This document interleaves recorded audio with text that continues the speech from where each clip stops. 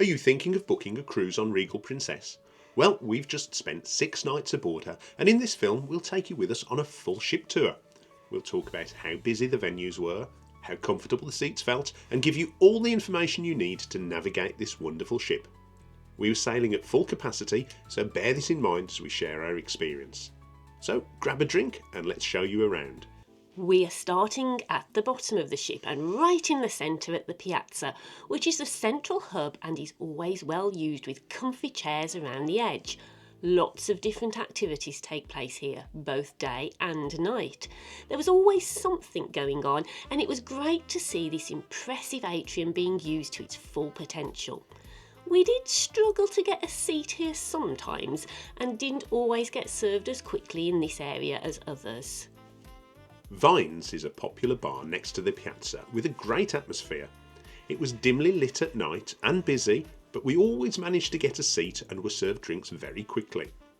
We will be doing a separate film on the Princess drinks packages and bars, where we will share the drinks menus, opening times and prices with you. Symphony dining room offered a main dining room experience with 2 sittings. We never used this dining room, but the same menu is available in all 3 main dining rooms. We didn't witness any large queues at any of the restaurants at dinner time, but breakfast queues were long at the main restaurant towards the end of the sitting. We will be producing a film all about the food on board Regal Princess, so today's film will concentrate on the location rather than the quality of the food. The spa has the usual experiences on offer at variable prices. Keep an eye out for any offers on treatments during your sailing. We didn't use any of its facilities, but it looked welcoming, clean and very relaxing. Here are some of the prices and treatments available on a port day during our cruise. You can book excursions prior to boarding or whilst on board. In our destination vlogs, we will give you all the excursion costs offered by Princess on our cruise to help you decide if they are good value for you. We found them a little overpriced, and in our Belfast destination video we will show you how we managed to slash the price of the most expensive tour and still have the same experience.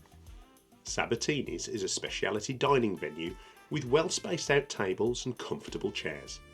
It's also the place that suite guests can dine for breakfast. We never had any issues or needed to use the services of reception, so cannot comment on how efficient they were. We saw a long queue on our second day, but after this it seemed very quiet. Do any of you still use an internet cafe on a ship? Well, you have the option of using computers on here if you wish. And there's also a printer that you can use, and the staff were super helpful in here. The International Cafe is open 24 hours a day for food and drinks. It was very popular on our cruise, but we only ever waited a couple of minutes to be served. Staff serve the food to you rather than self-service, and premium coffees and teas can be ordered here. Good Spirits was a lovely light airy bar where we got served really quickly. It offered a wide range of drinks and we always got a comfortable seat in here really easily. If you like your desserts, Gelatos is the place to come. It is included if you have the Princess Plus or Premier packages. If not, an additional charge applies. I tried the ice cream sundaes and cake. Plenty of choices to tempt you. Alfredo's is a casual dining option with an additional charge unless you have a Princess package. It offers freshly made pizza. We will review this restaurant in our food video. We were, however, a little disappointed. If you fancy a retro experience in the arcade, head here. It is an additional charge. We never saw anyone in here when we passed. Bellini's has a wonderful choice of cocktails and I loved the drinks in here. But the seating area is very small, and if there is a large group of you, most of the tables are only for 2 people. However, you do get great views of the atrium from here. The casino is large with everything you would expect on offer. We didn't use these facilities, but the area was very popular. We didn't notice any smell of smoke, as only certain areas were designated for smoking. There was an intriguing grabber machine that didn't have any cuddly toys in it. Concerto is the second main dining room, where you could walk in and dine at a time that suits you. Again, it is a very similar layout to the other 2 main dining rooms. We used the Allegro Dining room on our sailing. It was open for breakfast, lunch and dinner at variable times depending if we were at sea or in port. We found the tables to be well spaced, chairs were comfortable and the food was of a high standard. Service was a little slow however, but more of that in our food review. This bar was always very quiet in the daytime but came to life later in the evening. Service was excellent in here, but it is a dark area and can be noisy. There are TV screens and these were showing sporting programmes when we visited. There are a lot of photographers about on Regal Princess, but we never felt pressured into having our photograph taken. The photos were printed and placed on boards for you to view. This is also the place to buy holders for your medallions if you want. It comes with a free lanyard, so don't worry, there's no pressure to purchase.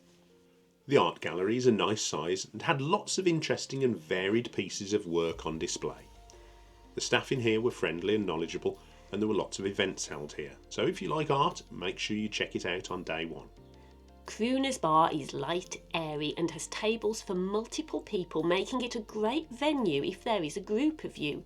Again, we got served very quickly in here and really enjoyed the atmosphere in this bar.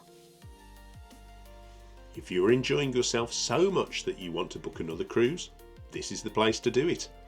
There were always lots of people in here, so it seems it was popular, and perhaps you can get some great deals. Do you enjoy sushi and seafood? Well, this casual dining experience may be for you. There is an additional charge unless you have a package. We never ate here, but it did look lovely and there did seem to be seating available most nights. This was a great place to grab a premium coffee or an alcoholic beverage, and the staff was super friendly here. Princess Live offered a really varied mix of entertainment, from board games to Facebook meetups to karaoke. We only used it once, but the variety of things on offer in here was excellent. There is a small promenade area on this deck with a smoking area. This was disappointing for us as we love a wraparound prom, and you don't get that on Regal Princess. It seemed that every few paces you come across a gate. This was one of the few negatives of the ship layout for us. If retail therapy is your thing, there are plenty of shops. It was good to see a selection of those essentials like toothpaste and shampoo. There was also a good selection of alcoholic beverages to purchase with various deals and tasting sessions throughout the week.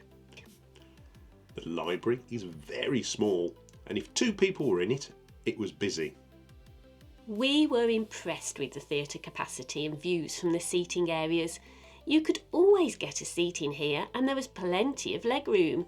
There were spaces for people with accessibility needs and there were entrances and exits on 2 decks, so it never felt overcrowded when entering and leaving.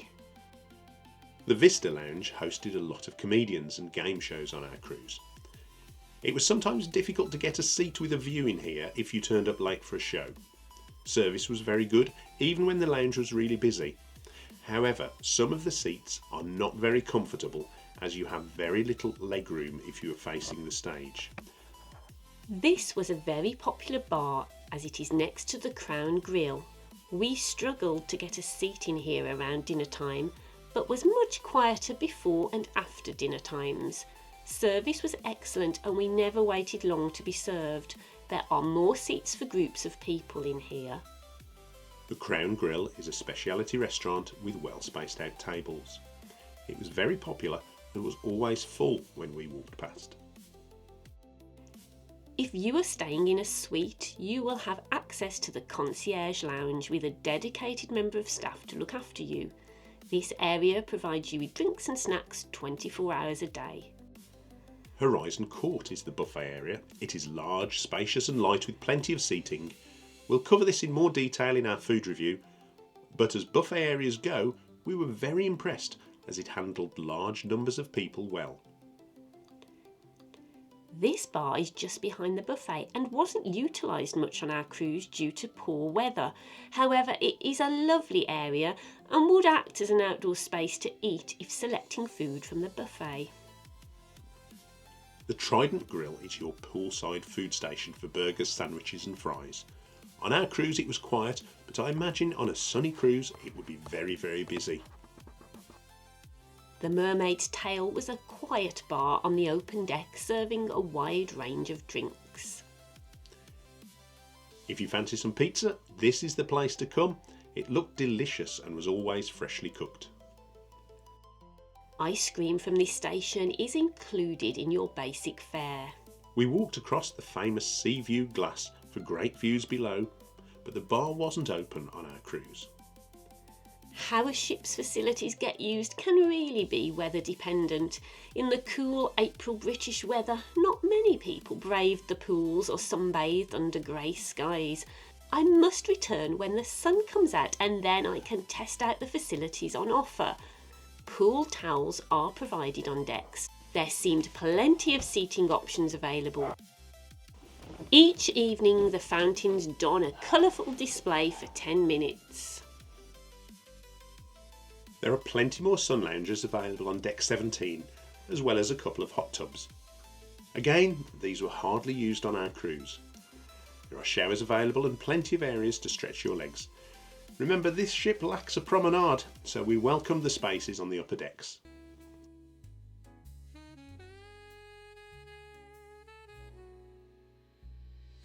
The retreat pool and bar area was my favourite outside area included in your basic fare. This is an adults only area and would be the place I would gravitate towards in sunnier climates.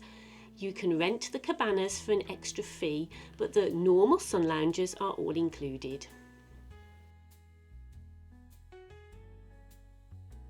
The sanctuary is an exclusive area with an upcharge.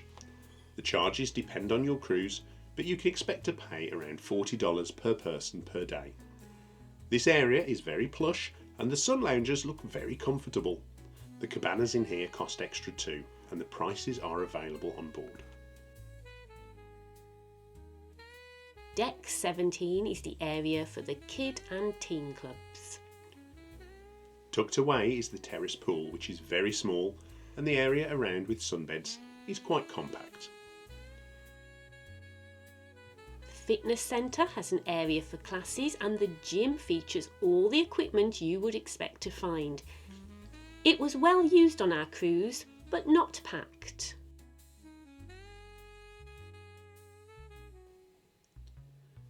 Deck 18 has a selection of sport activities, such as golf, a basketball court, shuffleboards and table tennis. You can also jog or walk here, with 7 laps being a mile. As you would expect, right at the top of the ship it can get very windy. On deck 19, the sky deck has an artificial green space and more sunbeds. Perhaps a hidden gem on a sunny cruise away from the crowds. Thank you for joining us. We hope this has been helpful, and if you are sailing on Regal Princess, have an amazing time. Thanks for watching. You take care. Bye. Goodbye.